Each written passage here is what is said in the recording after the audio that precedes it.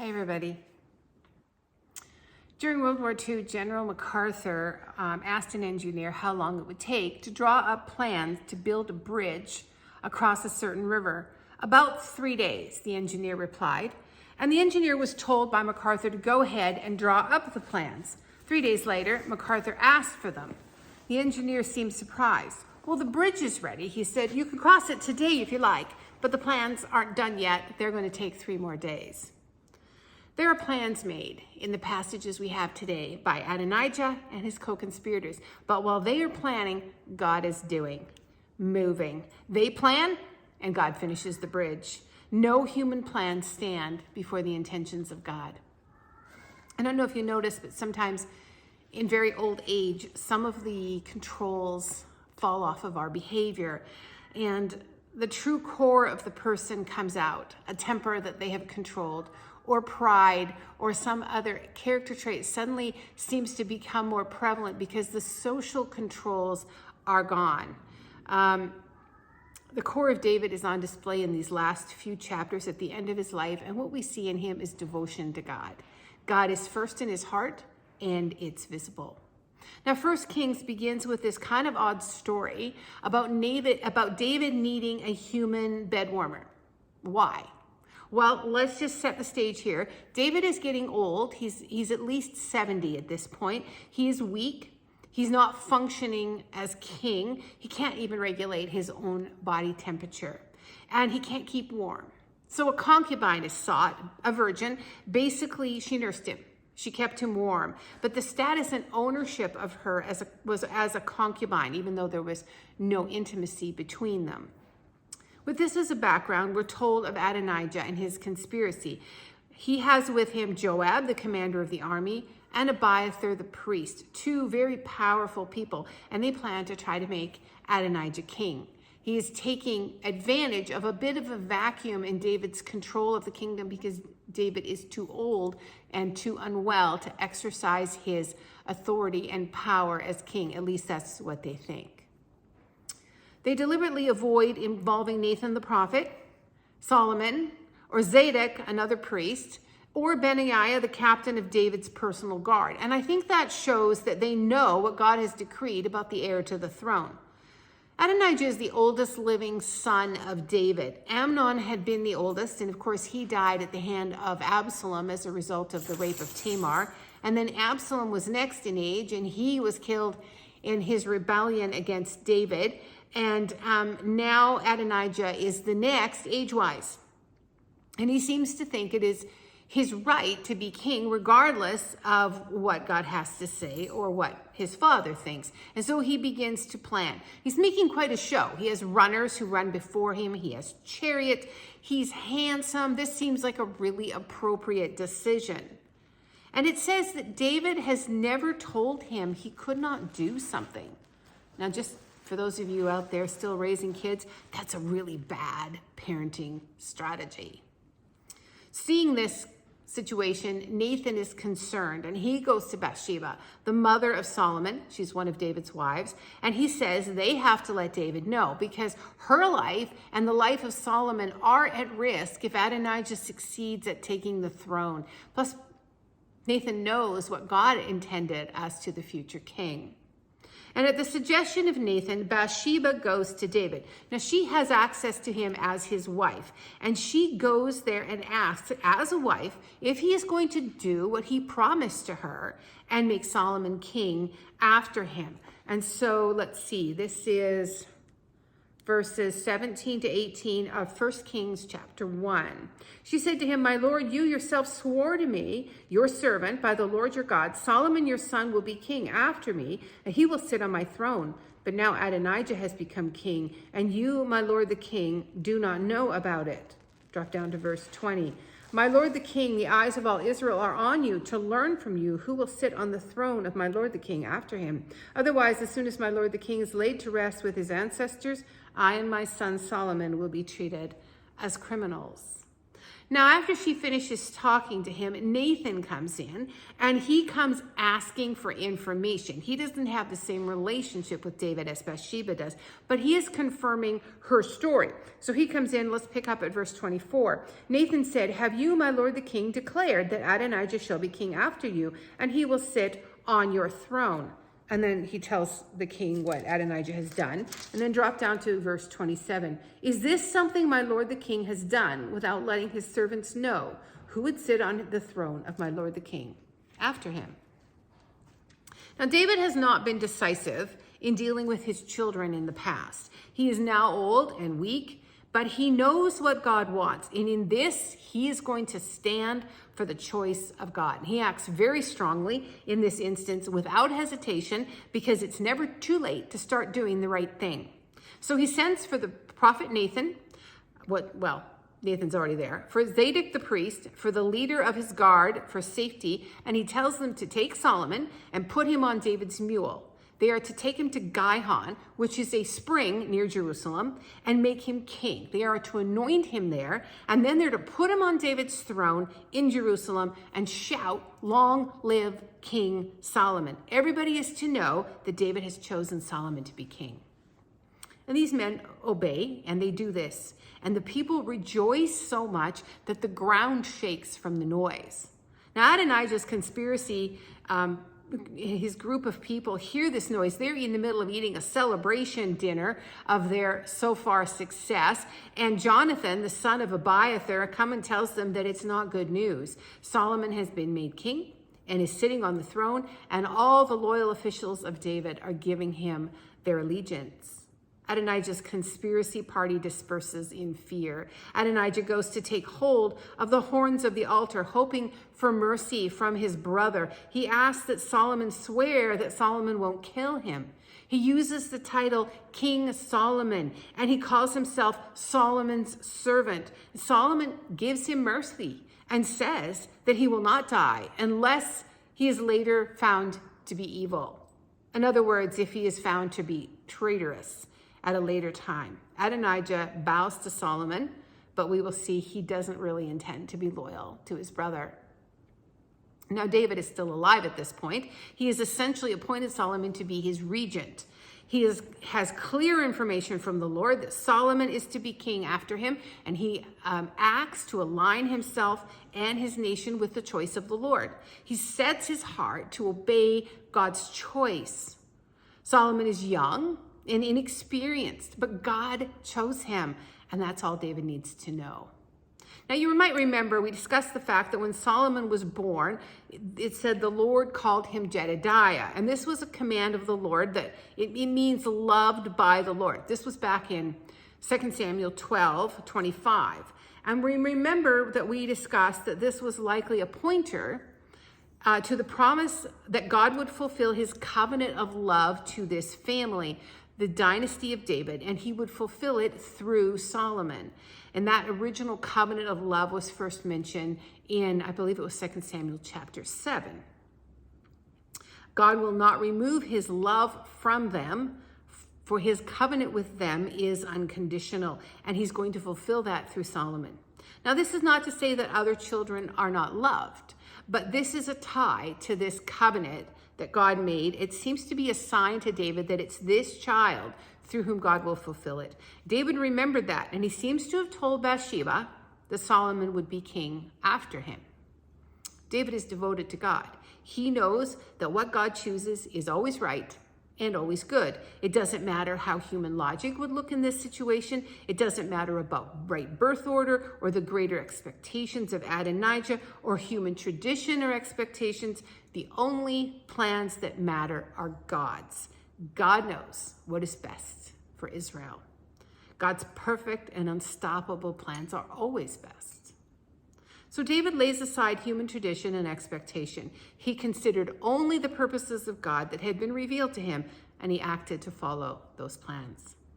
Now, Adonijah almost certainly knew that what God had decreed about the future of the throne, because he deliberately excluded certain people from his plans. He went about this in kind of a subversive sort of way. But he had his own plans, irregardless of the plans of God. And he tried to put his plans in the place of God's, but he came up against the immovable sovereign will of God. Adonijah plotted and planned and celebrated even his early successes, only to meet with defeat. How do you respond when the decisions of God conflict with your own inclinations or expectations or the traditions of your family or culture? Our culture does not function in alignment with the purposes and ways of God in lots of issues. That can put our inclinations and our desires in conflict with his plans. In what area are you actually guilty of plotting against the will of God? What attitude of heart makes it hard for you to submit when God's plans are not yours? Why do you think you persist in that rebellion in spite of knowing the will of God in some area? David gives instructions to his son, some of it private, some of it public. We don't know which came first, but we're going to look at the private charges of David to Solomon first from 1 Kings chapter 2. And the first instruction that he gives is the most important.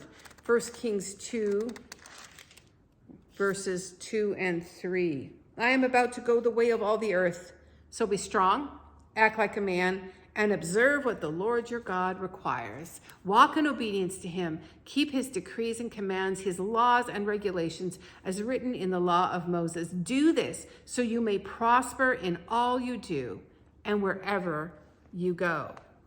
David begins with the biggest issue, Solomon's own personal walk with God. David had learned that that was what was most important. And he tells Solomon that as king, his biggest priority is his personal relationship with God. Switching over to 2 Chron 28, David gives similar public charges to his son, plus announcing publicly that it's not he, but the Lord who chose Solomon to be king. So 1 Chron 28, we're going to read verses 2 to 6. King David rose to his feet and said, "Listen to me, my fellow Israelites, my people. I had it in my heart to build a house as a place of rest for the work of the covenant of the Lord, for the footstool of our God. I made plans to build it, but God said to me, you are not to build a house for my name because you are a warrior and have shed blood. Yet the Lord, the God of Israel, chose me for my whole family to be king over Israel forever. He chose Judah as leader, and from the tribe of Judah he chose my family, and from my father's sons he was pleased to make me king over all Israel. Of all my sons, and the Lord has given me many, he has chosen my son Solomon to sit on the throne of the kingdom of the Lord over Israel. He said to me, Solomon, your son, is the one who will build my house and my courts, for I have chosen him to be my son, and I will be his father." David goes on to charge the whole nation to follow the Lord and to charge Solomon as their new king to serve the Lord with wholehearted devotion and with a willing mind. David wants the king and the people to put God first. He tells the nation and Solomon about his plans for the temple and about all the supplies that he has amassed for building it. David has thrown his heart and soul into this project, in spite of the fact that he was not allowed to build it. He wants to inspire the people and Solomon to carry it out. In chapter 29 of 1 Chronicles, David shows us how devoted he was to the work of the Lord. He says he has provided a vast amount of treasure for this and also gives his own personal treasure. He's holding nothing back from the work of God. He's generous and selfless in his giving because he sees the Lord as everything. God is great and vast and majestic in the eyes of David and worthy of this gift and more. And the people are inspired to give too. Even more treasure is given, and everyone rejoices in what has been freely and wholeheartedly offered. David's generosity inspired generosity in others. David proclaims the greatness of God in a prayer before the entire nation. It's in chapter 29 of 1 Chronicles, starting in the middle of verse 10. David praised the Lord in the presence of the whole assembly. Praise be to you, Lord, the God of our father Israel, from everlasting to everlasting. Yours, Lord, is the greatness and the power and the glory and the majesty and the splendor, for everything in heaven and earth is yours. Yours, Lord, is the kingdom. You are exalted as head over all. Wealth and honor come to you. You are the ruler of all things. In your hands are strength and power to exalt and give strength to all. Now, our God, we give you thanks and praise your glorious name. David goes on to praise God for choosing him, and he prays publicly for his son. And all the people praised the Lord and prostrated themselves before the Lord and before the king. David knows that everything he has is from God. All Israel has is from God. God has given to them and revealed himself to them. In their relationship with the Lord is their true power, their security, and their wealth. And David gives back to God out of what God has given to him. Because God has given us himself, we can surrender our treasure and give wholeheartedly. David says, everything comes from you, and we have given you only what comes from your hand. Now, we have the same experience in our relationship with the Lord. Everything comes from him. We have only what he provides, and we give back to him only what he has given to us. David and the people gave to the work of building a house for the Lord. They gave silver and gold and jewels. Now, God's dwelling today is in his people. What we give includes of our income and treasure, but also of our time and our effort. We are the dwelling of God, and only as we live with devotion for God will our hearts be a suitable home for him. Is your heart fully set on God in devotion? How tightly do you hold on to your stuff, your money, your time, or the things you value? Or do you see them as being things God has given you that you're only returning to him? God was so big, so majestic to David that he planned to build him a house. How are you doing at building a home for God in your heart? How much is your heart and life devoted to the Lord? That's a hard question because I know there are areas of holdout in my life and likely in yours, but God is worthy of our wholehearted devotion. Now, David has a few more personal charges for Solomon, and he turns his attention to some much needed justice. We are back in 1 Kings chapter 2 for this section. And Solomon will reign in peace, but that peace needs to come, it needs to be grounded in justice. And David charges Solomon to deal with three specific people. First is that political manipulator Joab. Treacherous, vicious, deceitful, powerful Joab. David says that this is due to the acts of the killings of Abner and Amasa, both of whom had been appointed to be commander of the army. Joab's personal ambition and his tendency to carry wartime attitudes into times of peace had resulted in the deaths of these two men. David says in verse 6, "Deal with him according to your wisdom, but do not let his gray head go down to the grave in peace." In other words, take him out. He deserves it. The second charge is one of justice in showing kindness. Barzillai had supported David when he fled from Absalom, and so David charges Solomon to let Barzillai's sons be among those who eat at the table with Solomon. The third charge is about Shimei. That was the guy who cursed David and pelted him with dust and rocks when David was fleeing Jerusalem and to escape Absalom. And then he pretended submission to David when David returned. And David says that he relies on Solomon's wisdom to deal with him, but he says, bring his gray head down to the grave in blood. And at the end of 1 Chron22, Solomon is anointed king a second time, publicly in front of the entire nation. And David is present, and all the nation pledges submission to Solomon. And so David died in old age. He had reigned 40 years, 7 of them over Judah in Hebron, and 33 over the whole nation from Jerusalem. And all the nation pledges their rule to Solomon, who firmly controls the kingdom. Starting in 1 Kings 2:13, we see how these issues of justice are carried out. Now, Barzillai is not mentioned, but the issues of Joab and Adonijah, Abiathar and Shimei are all settled with justice. They had wronged David, and he did not see justice in his lifetime, but they did not escape the judgment of their treachery. Adonijah brings about his own judgment because he continues to rebel. He goes to Bathsheba, Solomon's mother, and he asks her to make a request of her son. She doesn't seem to see the significance of what he is asking, but Solomon clearly understands what's going on. Adonijah asks Bathsheba to request of Solomon that he be allowed to marry Abishag, the young concubine of David who had nursed him in his final days. Bathsheba goes and she makes the request. Maybe she thinks that if he gets the woman he wants, he will not be so angry at Solomon, but she doesn't see what Adonijah is doing. But the attitude of his heart is clear in what he says to her in verse 15. So this is 2 Kings 15. As you know, he said, the kingdom was mine. All Israel looked to me as their king, but things changed, and the kingdom has gone to my brother, for it has come to him from the Lord. Now I have one request to make of you. Do not refuse me. Now, let's go down here to verse 17. I'm going to bring the rest of it. So he continued, please ask King Solomon, and he will not refuse you, to give me Abishag, the Shunammite, as my wife. Now remember that cultural thing. If a man lays with a concubine or wife of a previous king, he is laying claim to everything that belonged to the king. There's nothing more intimate to what a man has than his own wife or concubine. And so Adonijah says, I was king. Everyone knew it.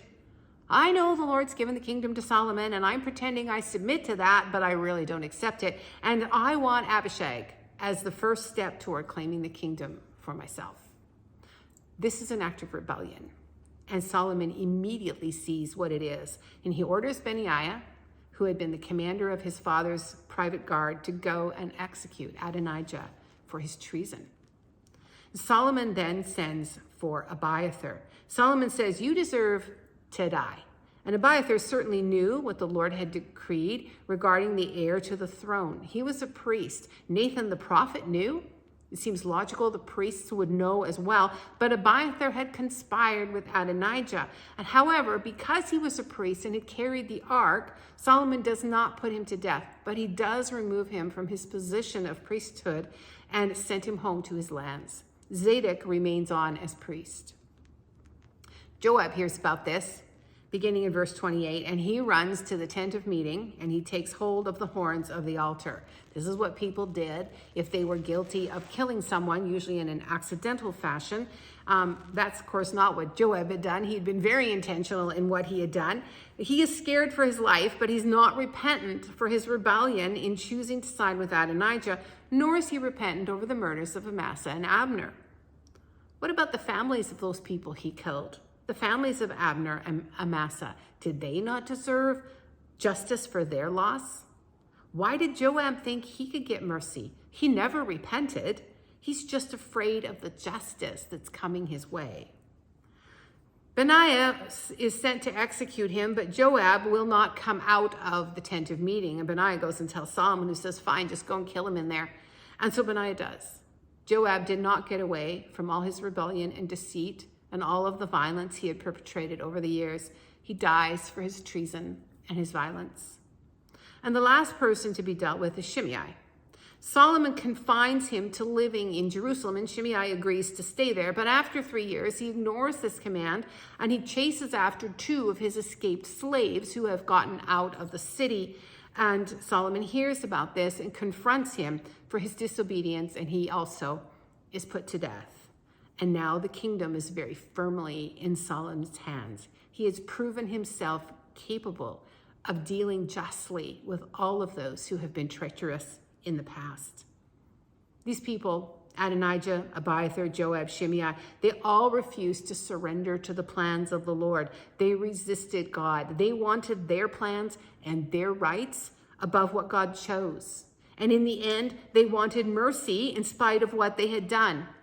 But mercy is not free. To offer mercy, someone else must pay the price of the crime because the law has to be satisfied. This is what Jesus did for us on the cross. When we hold on to our perceived rights, to our own plans, to what we want, we run up against the rights of God as the sovereign king of the universe to do as he pleases with his creation. When we pursue justice for ourselves, we don't do it rightly. Our justice is usually pretty self-motivated. David refused to pursue justice on his own behalf most of his life, but he knew justice needed to happen. He relied on the next king to take care of the wrongs done to him. Surrender to God means surrender of our rights. It's hard to walk away when injustice has been done to us.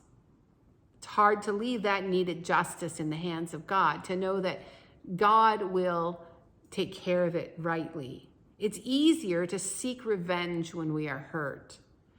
At the same time, it's relatively easy to walk away when injustice is being done to someone else and it doesn't touch us. It's hard to stand up for them so that they get the justice they deserve. In what situation is God calling you to leave justice in his hands? Or where is he calling you to stand up for what is right for someone else, maybe at work or in your family, someone who's being unjustly treated? Maybe your rights, in your mind at least, are tied to some plan of yours that God is not behind. How willing are you to give up what you want for the better plans of God? We can plan and plan, but the work of God proceeds while we're planning, and his plans are unstoppable. Those who stood up against the will of God and refused to surrender what they wanted, it did not go well for them. David gave up his rights, his right for revenge, his right to keep his treasure, his right to choose his own successor to the throne, and he was blessed. By giving up his right to revenge, he gave to those who wronged him time to repent. By giving up his right to cling to the throne, he saw how God sustained him in that place. He saw the power of God exerted on his behalf and was filled with awe at the grace God gave him. He gave up his right to hoard his possessions, and he gave generously to the Lord instead and saw God use that for his glory. He inspired others to give joyfully to the Lord. Surrender to the will of God is the route to blessing, to spiritual success, and to the ultimate best outcome. It is the route that brings peace. David surrendered because he was fully devoted to the Lord. He saw the Lord as his all in all, and he followed with his whole heart. Our surrender to God is often a measure of our devotion. What does your level of surrender say about the devotion of your heart to God?